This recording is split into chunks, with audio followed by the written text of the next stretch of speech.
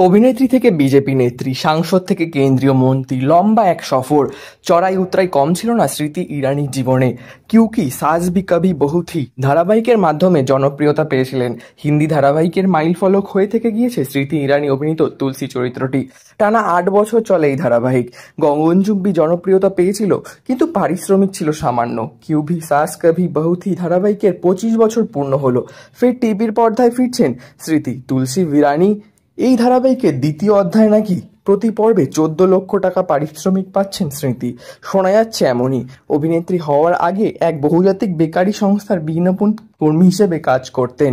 দোকানে ধোয়া মোছার কাজ ছাড়া অন্য কাজ ওখানে ছিল না তখন। জীবিকার প্রয়োজনে সে কাজই করতে হতো তাকে। প্রতি মাসে বেতন পেতেন ১৫০০ টাকা। সেই টাকা সঞ্চয় করে সৌন্দর্য প্রতিযোগিতায় যোগ দেন স্মৃতি। সেখান থেকে সুযোগ মেলে অভিনয়ের। শোভা কাপুর প্রযোজিত কিউকি সাস ভি কভি বহু থি ধারাবাহিকের জন্য দিন হিসেবে তার আয় ছিল ১৮০০ টাকা। গাড়ি তো দূরস্থ, অটো করে যাতায়াত করতেন অভিনেত্রী। সেসব এখন অতীত। ২০২৫ সালে নতুনভাবে আসতে চলেছে এই ধারাবাহিক।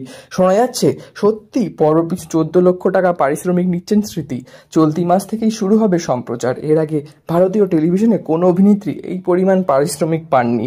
এরকমই নিত্য নতুন আপডেটের জন্য আমাদের চ্যানেলটি সাবস্ক্রাইব করে আমাদের পাশে থাকুন। ধন্যবাদ।